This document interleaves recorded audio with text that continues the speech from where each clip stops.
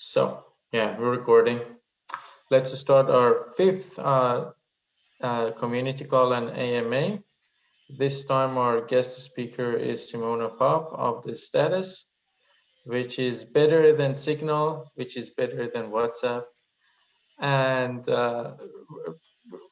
before I give the stage to Simona, I want to briefly introduce everyone. We have Adam and Philip, our co-founders. We have Michael, our front-end developer, our triple speeder.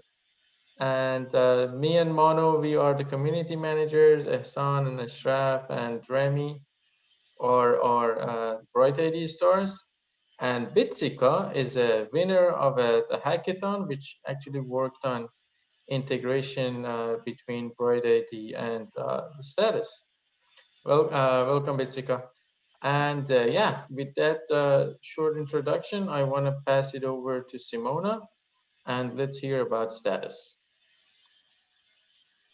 Great. So thank you, everybody. Great to be here. And I remember when I first got verified with BrightID, I think it was, halfway through last year or maybe September, something like that. So I'm an OG, by the way. Yeah. So just putting it out there. Just to give a quick introduction to myself, and then obviously we can dive into Status. Thank you for the stellar introduction, Paslar. It definitely is better than all of those things, but I would add that it's so much more. But we'll dive into that in a second. So a little bit about me. I've been in the ecosystem now since 2017, so almost 4 years. I started off with the co-founding the Bounties Network, creators of the Standard Bounties Protocol, which many of you know. One of the apps that is built on top of it, Gitcoin. They've been doing a great work, but just for context, their bounties sit on top of the Standard Bounties Protocol. The Bounties Network used to be something that was a platform that we eventually want to go very broad in terms of what can be done with crypto and with bounties, whereas obviously Gitcoin went deep into code and the technical use case for bounties. And one of the main motivations for everything that I did with bounties was to create pilots and real world use cases for blockchain applications and crypto.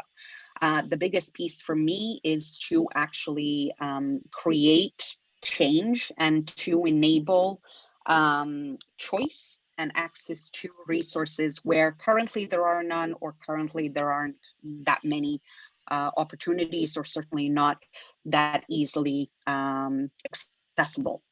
So the main purpose for everything that I tend to do in the ecosystem is based around that. When I say everything that I do in the ecosystem, I also have a lot of involvement in things like the DEF CON Scholars Program, the Denver Scholars Program. I run both of those. I'm also, involved in the DEF CON one. I'm heavily involved in anything has to do with social impact, environmental impact, and also around education. I'm a firm believer that we need to do a lot more in terms of education, a lot more in putting out digestible content and information for people to find their way to Web3 and also understand and be able to access all of that, everything that Web3 has to offer in terms of building the new open source economies. In terms of my work with Status, I joined the team last year in August. Even though Status, it feels like it was a little bit like coming home. Status was one of the first partnerships that I did with Bounties Network, because they were the only mobile wallet at the time. I think around, it was them and Toshi, which then got acquired. But it was a really good relationship. And so, like I say, it just felt like coming home when I finally joined the team. And in terms of what Status does, and in terms of what it aims to achieve is not only provide the privacy element and add the privacy element to our communication, which is, let's remember, a human right and should be, all of our communication should be held in with a layer of privacy, security, and also in terms of offering this opportunity to have the access that I was mentioning in literally at your fingertips, because status, as I said earlier, is so much more than just a messenger. It also has the mobile, the crypto wallet, and also the browser. And this is a trifecta that essentially makes it incredibly powerful as a platform to enable and empower communities and individuals regardless of geographical region. We still have a lot of geographical regions where the main access to digital tools is done via mobile. And one of the realities is that as an ecosystem, we kind of tend to forget that. But it is incredibly important to think of things from a mobile perspective, and certainly from a as light of a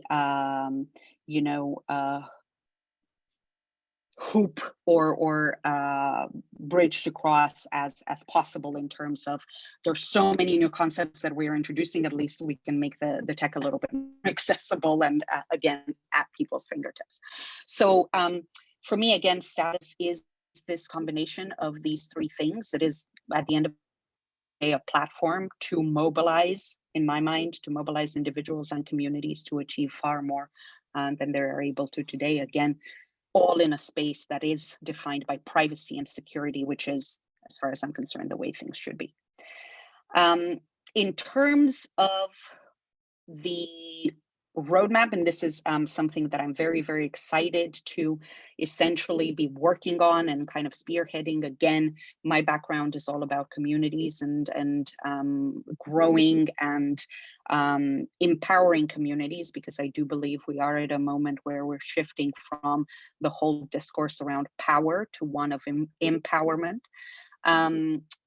The plan is to create a communities feature within status that will enable a certain degree of moderation and the ability to create community spaces where communities, again, can be set up, can exist, discourse can happen without the usual kind of commotions of a fully anonymous, fully private platform, which can sometimes, freedom means different things to different people. And for a lot of people, it is just sometimes the ability to say fuck in public without any kind of repercussion. That's great.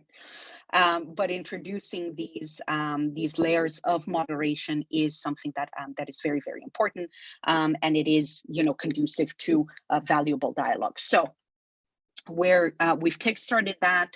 It's going to happen in 3 phases. The plan is to have the 3 phases kind of completed by DEF CON. We have a lot of great plans around DEF CON and at DEF CON. Again, there's a little bit of a surprise there, again, focused on this IRL use case that I'm very passionate about. But the idea with the communities feature is, again, we are making status a very valuable space for communities to exist in, but coupled with the privacy and the security goodness that we all love in the web space. Cool. Thank you, Simona. Yeah. Oh yeah. Yeah. When I say it's better than Signal, it's better than WhatsApp. I wanted to use the trend and all the discussions recently about the WhatsApp the Signal controversy. I just wanted to bring that up and say we have this one in for this community of the cryptocurrencies and blockchain technology enthusiasts. This is something that they should consider using, which involves everything. And yeah, I'm curious about all the questions that our folks might have. And yeah, we are here for the AMA. Ask Simona, not me, anything. So I'll start, and I have status on my phone, but I've never done anything with it. Okay. What should I do to start? How do I get going here? I've got this weird 3-word name that makes no sense to me. I have no idea how to start. What should I do? So I think first get comfortable with anonymity. That is what you need to do. That will make those 3 words, it is a very random kind of selection of words that we assigned to each key, because again, having keys was even more jarring. So we went with that selection of the 3 names, of the 3 words, to essentially assign of identity to, even though that is obviously a completely anonymous and randomized selection of words. Now, one of the interesting evolutions of this is that you can now save contacts locally on your phone, so that I could see your 3-letter name, 3-word name, but I could save you on my phone, on my app as Philip, without compromising your anonymity globally, right? So I can store you and save you as a contact locally without compromising your anonymity globally, which is great as far as I'm concerned. I do this with most of the people that I chat with who don't have an ENS name, because that's the other thing that you can do, right? Depending on how private you want to remain, and or how many steps toward revealing who you are you're willing to take. So the 2 options are, you either keep that 3-word name, or you get an ENS attached to an ENS name attached to your chat key, and then you pop into the different public chats. You see what the conversations are that are happening there, and then you can also look at, again, the other. You can invite people to join you. In status, there's a link on your profile that you can easily share. I've got mine on Twitter. It just links straight to my profile. You can also update your status, so status in status, with images, with any kind of almost like a status update, literally, that all of the people who are connected to you will be able to see and kind of browse. So all of the people that I have saved as contacts, I see their daily updates and what they're up to and so on. And that doesn't compromise their anonymity in any way, because, like I say, their identity is saved locally on my phone. Then you can also explore the other elements of the app. Like I say, we have a DApp store, so that's an interesting piece that, again, not many mobile wallets have anymore. Trust Wallet had to remove theirs, I believe, because of the Apple Store. I'm not sure about if they still have it on Android, but you have the DApp store, which essentially exposes a lot of the applications from the ecosystem in a trusted way. So you have to stake to be able to enter the DApp store, and also you have upvotes or downvotes from the community. So we see this all the time. There's a lot of scams that are happening. There's a lot of fake ads to a lot of the different apps that we have in the space. I think the latest one was a Wallet Connect spoof. So it adds that layer of trust that the applications that you navigate to within the app are, or there is a degree of trust there when you access them. And then, of course, you have the wallet. You can use it as any other normal wallet, but you can also aggregate different wallets into your status wallet. So for instance, I have my MetaMask in there, I have my Rainbow in there, and my status wallet all in one, so I can see and dip into the different ones as and when, and however I choose to, or whichever wallet I use from. How would I get my MetaMask while in there, like such that I could do transactions? Would I have to put my Yeah. seed phrase in? Have a look. So if you go to wallet, you have the three dots and it says manage, and you can add different wallets in there. I think you can do it with your public key, actually. I can't remember. I've added mine a long time ago. It might be with your public key. Okay, right. Yeah. Andreas told me a long time ago, never enter your seed phrase into a device ever, full stop, period. Andrea said. But and you're you telling obey. people to do exactly that. Why is that an okay thing for them to do? Again, I can't remember exactly if it's your public one or your, it should be your public key. Let's see. Yeah, it says you can generate a new one, watch an address, enter a seed phrase, or put in a private key. Again, the choice is yours in terms of what you want to do. You could just watch pretty much the same as you do with a Zappify account. So up to you.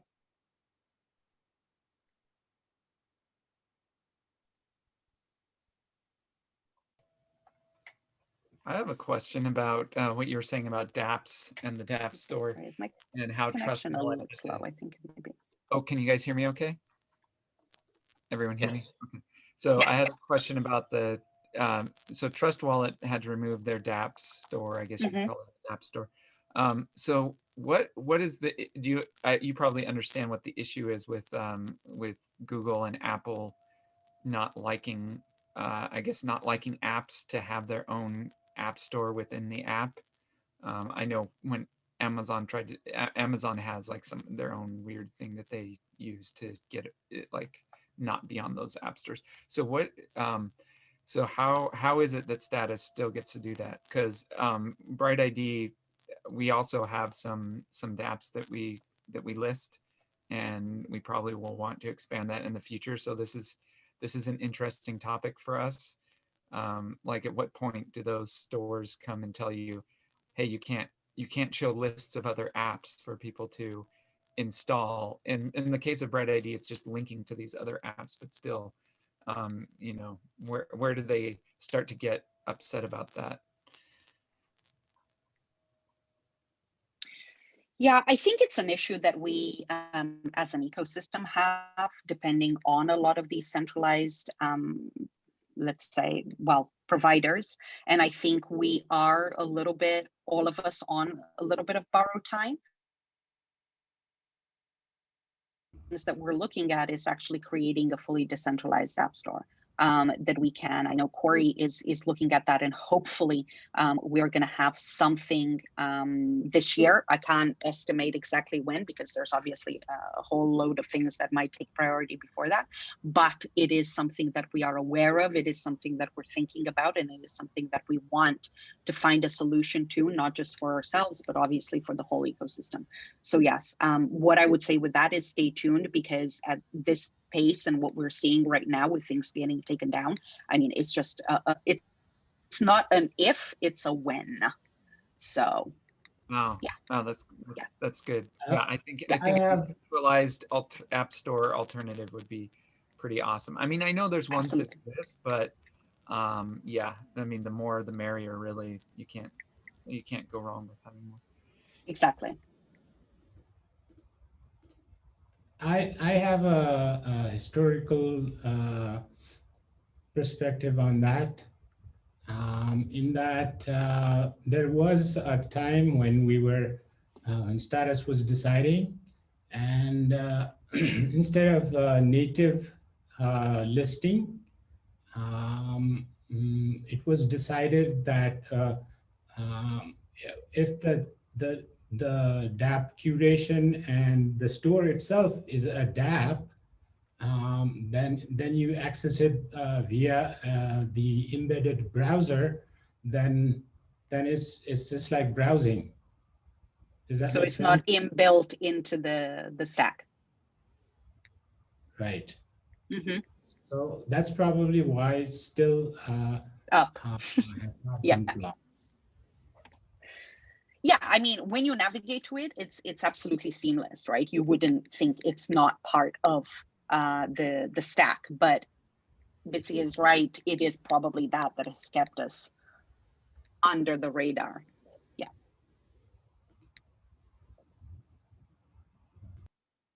Thanks. Yeah, I think that's important information. So right now, I want to like add Philip, because now I know that Philip has a status and I have a status. How would I do that? How would that actually work out? You can share, you mean to communicate with each other? You can just share a link to your profile with him, and Yeah. then he can essentially just start chatting. I'm going to invite you on Keybase, Paslar, since I know that we're Okay. already on Keybase. I'm going to send you an invite to my Yeah, status. so is the best way to connect to someone outside of status? Like, how would You Paslar can, connect to me? so for instance, being in there, you can, if you don't have an ENS, a very rustic way of doing it would be to share what each other's name is, right? But there The three is a words. link.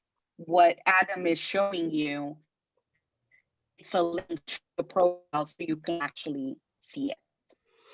Yeah, it's similar That's to the what you do way on we BrightID. You can identify just, who Paslar is Yeah. in status if you Right. don't want to share your 3-word name.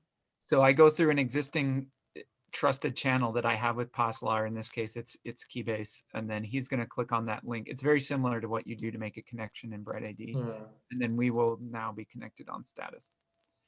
I just sent a hello to you. I hope you have received it. And yeah, clicking on that link automatically opened status for me. And I now know your 3-word name. Yeah, and I know yours now. So, and let's not Which say are very similar. Surprisingly, no, it's different. Yeah, just in case I want to remain anonymous, because I'm not. I mean, I'm a newbie to status, so I haven't yet figured out how important it is to like keep those 3 words private so that I can remain anonymous. Adam, how did you send that? How did you? Did I send that? Find that link. I went to invite friends, and then I copied the link and pasted it to you in Keybase. Invite I think friends. if you're already using it, I think you can click on the let's see. Oh yeah, click on the profile on the bottom. There's a profile, looks like a face.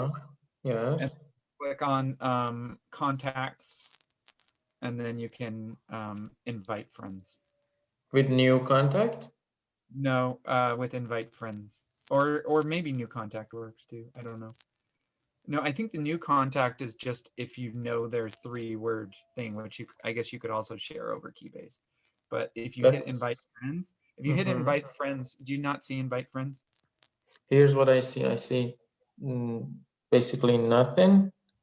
Just says add a new contact, and then I see your profile. Funny.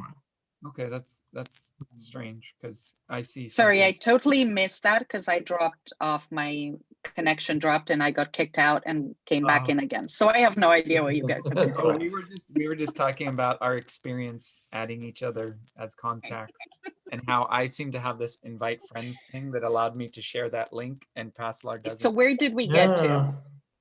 So like, we got I want to send a link to to Philip, so we can message on the status. I go to profile and then into contacts. So if you click on your name, Paslar, if you click on your name and your avatar, click on it, you'll get a QR, a QR and a link. Yes. Like, can I show this QR code and like Philip scans it? Well, let's see what happens. Philip, can you scan it? Oh my God, it's too close. No, I think there's glare. Oh, maybe now. Hold on. Oh no. All right, now I got my scanner up. You should ask Philip first if he wants to get. Is that like BrightID where it's a single use QR, or is Paslar gonna suddenly get like hundreds of friend requests since this is going up on YouTube? Let's see. Paslar, say something so we can scan it. You might need to make a new one after this. No, yeah, she wants me to be the speaker so everyone can see me. by connection requests after this. Are you scanning? I'm pretty used to showing my QR code to folks. Yeah. That's what I Alright. do on a daily basis. Okay, I'll scan you. Okay, please. Oh, that's weird. That's not working. It's not. Maybe it's a Why are you one-time No. thing. Any chance it's a one time? Yeah, maybe. It would be Try it good. again. It would be good if it was one time, because So- Try it again, otherwise, Pasla. otherwise he's gonna get. I mean, what would I see when someone scans it? Ah, now I see someone says hello. Oh, okay. So it's definitely a one time because I Yeah. just tried to scan it and it just leads me Yeah. to Safari and says nothing. There's nothing to Weird see how here. That's more Philip's secure. hello is in a way that I would definitely understand. Oh, this is Philip's way of saying hello. The smiley that he used, that the emoji that he Yeah. uses, and Don't show there us you go. 3-word code. I'm not gonna show you. There you go. Is it like the unique to every person, the 3-word? Yes, Mhm. absolutely. Which is, and I'm so pleased that we now have that's already gone, by the way. I don't know who scanned it, but I can. Let me see. That's it. People But want to be your friend, Pasla. Yeah, of course. Always. That's what I So do. I'm really pleased that we now have the saving names locally, because I remember back in 2018 when we were trying to find each other around crypto life, and remembering somebody's 3-word name was just a nightmare, especially when you're running around and you're like, wait a second, were you the blue mongoose hair whatever, or was it black mongoose, and then you just gave up? So now that you can do this, it makes it that much better, and obviously with an ENS it's even easier. So Yeah, someone scanned it but didn't send hello to me, so I don't know I who don't know. scanned Who it. will it be? You have a secret admirer, Paslan. Who was it? Yeah, I'm not gonna say. Yeah. So Simona, Cool, how are cool. your detailed plans, or do you have already detailed plans for the integration with BrightID? So just Oh my showing god, up. detailed plans. There's a GitHub issue about it. You I guys, mean, we isn't that Bitsica? Yes. There's Yes. kind of like in the status in their GitHub repo, there's an issue that talks about BrightID integration. So I Yes, think I that's saw a that. starting point to like add comments and say here's how it could work or whatever. But I think it's really cool that Bitsica created a prototype of how it might integrate. Mm-hmm. And since then, we've added something that I think could help a lot, which is the ability to have multiple signing keys and revoke them, add them and revoke them. So what that it could allow you to do is allow another application that you control to do BrightID type things on your behalf. So you could potentially create something so that as you're making connections like we've been doing, which has a very similar feel to what you do in BrightID, you could make connections over status and you could allow status. You could say, okay, I'm allowing status to make BrightID connections for me. And then when you make Mm-hmm. connections on status, it could also transfer over to BrightID. So stuff like that would be, I mean, that would be pretty cool integration right there.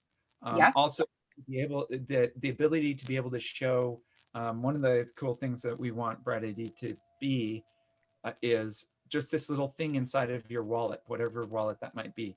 Wallets Mm-hmm. are and I know status believes in this, but wallets are becoming more about identity, not just money. And so having this little thing in your wallet that says, I'm unique, like this is my main account, a decentralized way to show that. So similar to like what you see on Twitter, where for like a celebrity, except those are assigned in a centralized manner, and this would be a decentralized way to Mm-hmm. assert from BrightID nodes and say, yes, I've designated this one as my my official like unique account, and if I want to use other accounts, those are just duplicates. Those are not my official unique one. So those are two ways that I see BrightID integrating with status.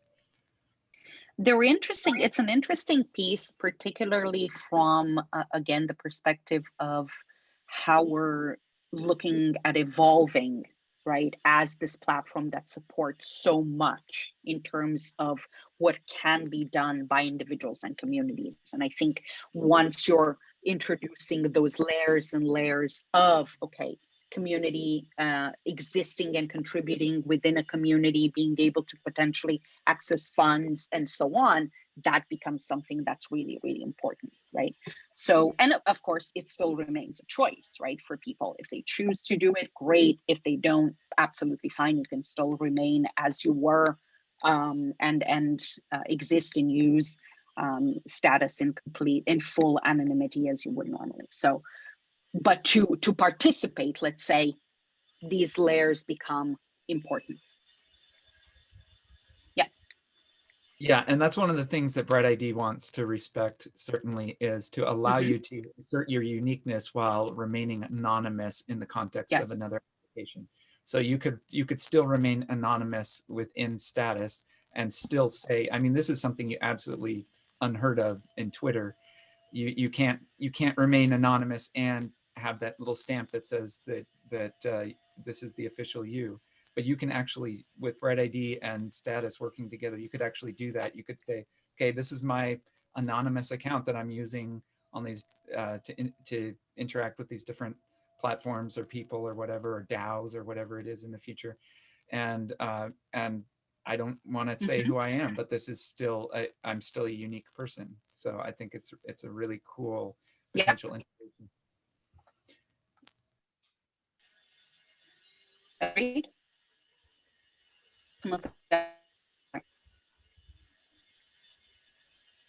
I see Carlos is basically saying he doesn't like the first. I'm sorry, Carlos, they are totally random. You need to get an ENS. This is the way. I have my ENS, my monomesa ENS. So, but I. Right, but if you use your ENS, then there's no privacy at all. Like I'll be totally public. Yeah, that's the thing. I can choose. You could always. So I think you got an option of 2 names, didn't you? And you picked this one. It should have given you an option between two different combinations. Yeah. You can always go in and create a new one if you don't like it. Yeah, I had four options to choose from. It's funny. No, I choose it. Create a new chat key for you. But the thing is, I installed the app like I think a month ago, so I just chose the name back then with a friend that helped me with it. So yeah, I chose it a little time ago. Carlos, so you had choices and you picked him. Yeah, I thought, and the next one is funnier as well. It's Dimwitted Bitches, so I really like it. And the last one is just like a last name, so I'm not going to tell it. Okay, yeah. This is going on YouTube, so. That makes me curious. Like, where are these words coming from? Do you have like a dictionary and it's being randomly selected? Yeah, they're all randomly generated, aren't they? Which is why you get some really funny combinations sometimes. I mean, we've obviously removed all the foul words to, save you from that, but you will get, some, I think vulgar is another one that pops up now and again, or scornful is another one, which is really interesting because I have found that people who tend to get names with scornful or vengeful are actually like they live up to those names. It's really fascinating, where they're the ones who will get involved quite, to argue a certain subject really quite forcefully and in a vengeful way. So and it's very interesting. Mono is dim-witted. That is not nice. No! I think, Mono, you may be dim-witted, but you're bright-hearted. Dim-witted vicious. Dim-witted and bright cancel each other out. So yeah. Carlos, my apologies. I obviously did not mean that. You need to blame your colleagues for going there, but Philip, how could you? Hey man, and someone is lace wings, so I don't even know what that means. Okay, the task is like just find the best ones. This is the quest. Anybody who joins needs to share their You know if they're what comfortable my with it. first word is? My first word is blissful. There you Well, go. that really suits you. Beautiful. Nice. I'm blissful and naive. I'm not gonna tell you the third one. Love it. I like But mine if you're more. naive, you have to tell us the third one. Yeah, I'm not that naive. Yeah, I'm a blissful naive person. But yeah. He So, wants to remain blissful. Yes. yeah. Well, so here's the deal. Immigration from like WhatsApp to Signal, Mm-hmm. my wife did it, and it was Okay. easy.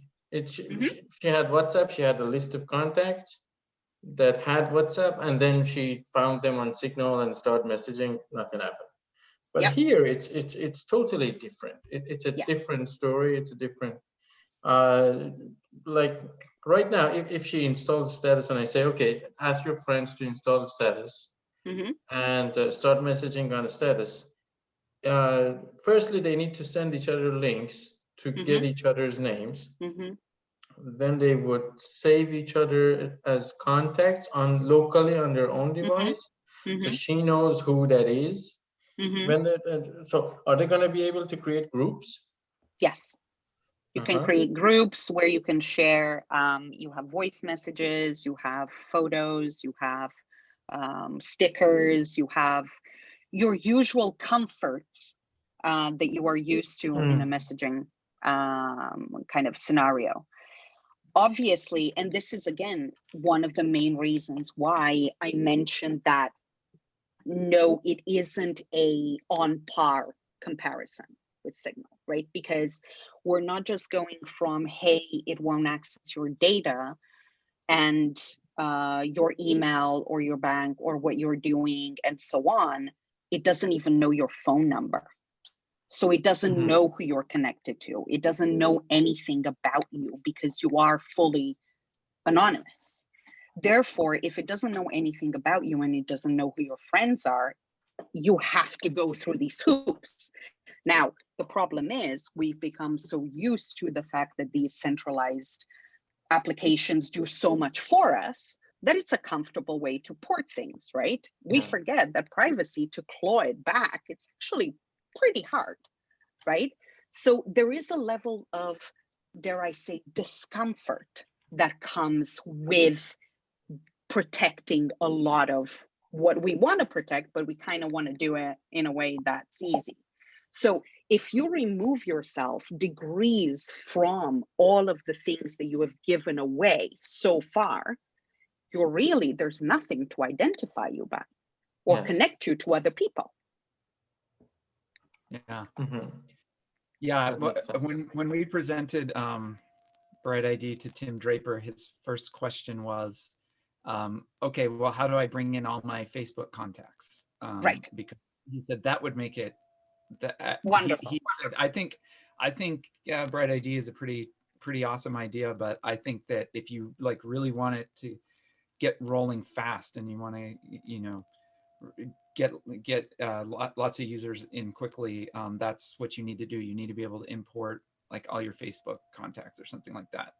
And so, you know, obviously he's onto something there, but we also we think we have to think carefully about privacy, like you do. And so I took that away, and I've been thinking about it ever since. And like the things that the idea, the closest thing that I can come up with that kind of does both is a way to allow you locally to import all your contacts, but then they're still in like this, they're not like fully your contact yet, but they're kind of like this list of like, these are people you could bring in. I think LinkedIn does something similar actually, where it's like they kind of mix but they do it kind of in a sneaky way where they don't really tell you like who's on LinkedIn yet and who's not, so that when you go to try to talk to someone, then it automatically invites them. So that's kind of sneaky. I would be more upfront about it and say, like, these are your Facebook contacts, and these are the ones that you've already like specifically invited. There's no way to like batch send out invitations to all of them like you can with some of the other apps that allow you to just like transfer everything over and get ramped up really fast. So it would still be a slow one by one process of bringing people in, but you could at least like see your list and like go through it and at least like pick the most important ones. With BrightID, like we really don't want you. It's not about like making connections with every single person. It's more about prioritizing your connections, picking the most important people and making connections with them, because those are the ones that are going to give you the best results when the graph is analyzed. So yeah, so I'm still thinking, that's still on my mind, still something that I would like to see in BrightID. And maybe there's something similar that could be done with status, where you could like see all the potential people that you could connect with and at least import that from other apps. That obviously implies giving out a certain amount of information. Well, but you do it with yourself. So basically, you're saying I'm authorizing status to read my face, and by status it just means this local app. I'm authorizing this local app that's running on my device to look at my Facebook, look at the Facebook API and get all my friends, and then download them, and then it's just in this area where only I can see that. I don't want to I'm not sharing that with the rest of the world. Broadcast anything. Yeah. Just with myself, so that I can conveniently go down that list and choose who I want to one by one bring into status, for instance. So that's kind of the idea that kicking around for BrightID, and I thought maybe that something similar might be helpful in status, but I'm not sure. It's definitely an interesting conversation, but again, I think it's, as anything, you have to look at the different gives and takes that would involve. And it's really interesting.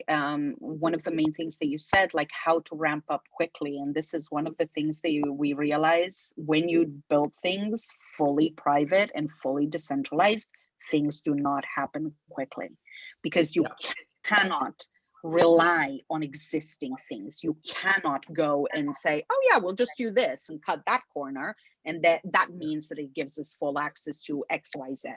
And it's something that I almost feel sometimes we forget, particularly when, for instance, DeFi moved so fast, right? At warp speed, and people turned around and said, well, what is taking other apps so long? If an app can be spun up overnight, why is it taking so long? And then again, we tend to forget that a lot of it has to be built from scratch, and a lot of it has to involve a lot of consideration on this give and take, and how do you do it without compromising, without cutting corners. Yeah, and so with a centralized solution, it's easy because you can import that list and then upload it to a central database, and you've got all the same contacts. And all those other people will get those invitations, and they'll see, oh, you've invited everybody on your list all at once. But if we're trying to do it in a decentralized way, like status and BrightID are, then you can't. You just can't. Like, that's just not an option. But there's maybe some like local private tools that we can build to make the experience easier for users. We can give users their own tool set that they use locally, rather than on a server somewhere. I have thought about that,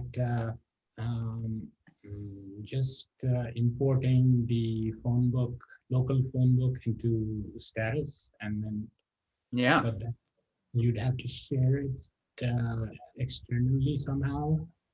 But there could be creative ways to do that. And today, Simona, I saw in status the UI devs talking about just doing away with um, uh, the intro screens and just landing them in chat to make it simpler. And there are things we could do to make it easier for new users. Yeah, I think in terms of UI, there's definitely work to be done, and the team is fully aware of it, right? So it isn't a friendly experience. It definitely is not like Pascal just pointed out, it isn't something that you can just jump into and kind of go, oh yeah, this is fine. This is exactly what I'm used to.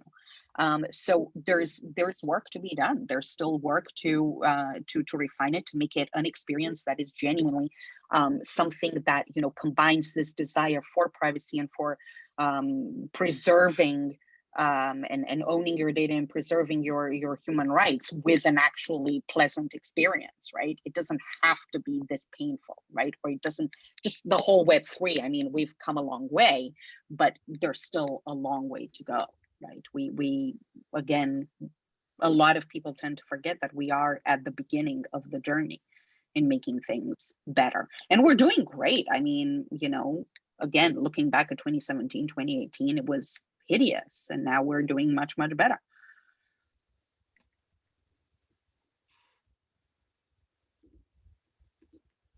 In terms of onboarding and bringing your connections, I imagine one day BrightID would be the global uh, database of these anonymous users, and and the, when apps you go from apps to apps, and they all come together. Yeah, I mean, something like that is interesting. I mean, what does it mean to like make a mutual connection with someone?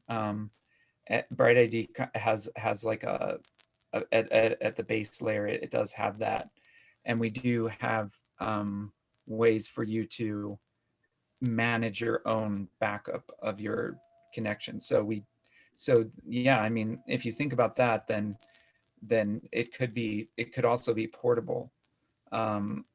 One thing that we haven't really done though is we haven't tried to figure out like, okay, is there a standard, an existing like decentralized standard for making a connection between one person and another person? And you know, people have said, well, are you going to use DIDs for that, decentralized IDs, for making connections? And maybe if we want to make those connections, and like, I guess you could call it your phone book or whatever, if you want to make your connections list as portable as possible, maybe it should be in that format. And that way, when you yeah, if you want to have like a list that includes things like names and photos and all the information that maybe private information that you're accumulating about people, and you want to encrypt that and then store that somewhere else.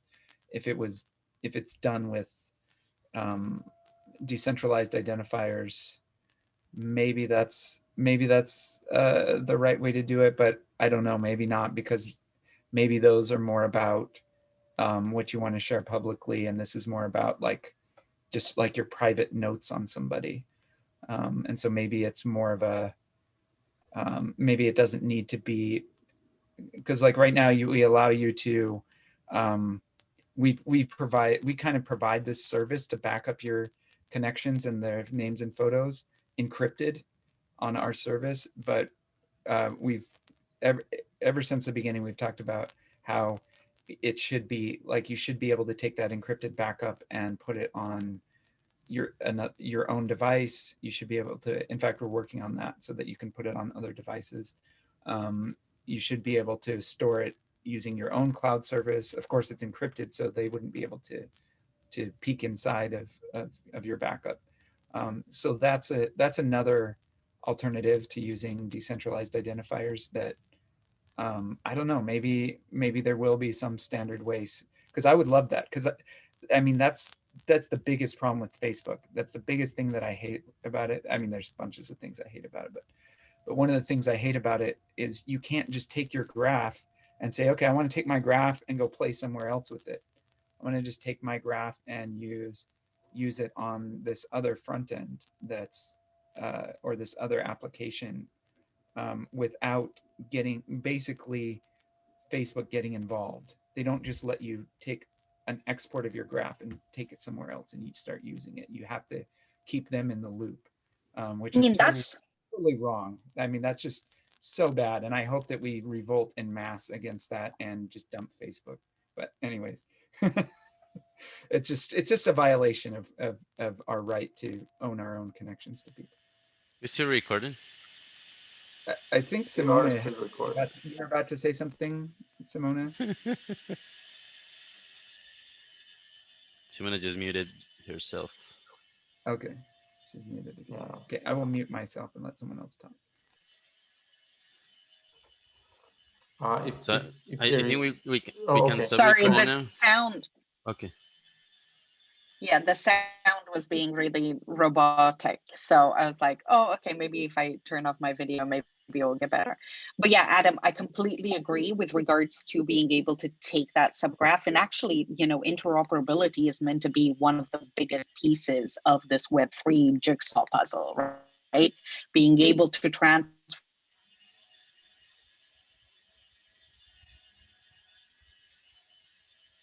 key three thing that gotten in fact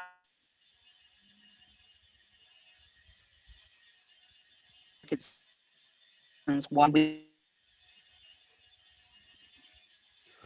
in an effort to get everybody who was using bounties to adopt the protocol so that you could easily move around from platform to platform, but still carry the same thing with you, right? But of course, most people didn't want to adopt a standard because they were planning on issuing a coin. So they were like, well, no, I want my walled garden. So yay, interoperability, but it's fine. We'll get there. Cool. We're gonna have a connection party in about 2 minutes. If anyone isn't verified on BrightID, still, why haven't you? What's wrong with you? But if you want to make connections, we're gonna be there with you, and you can find the link in the Discord chat.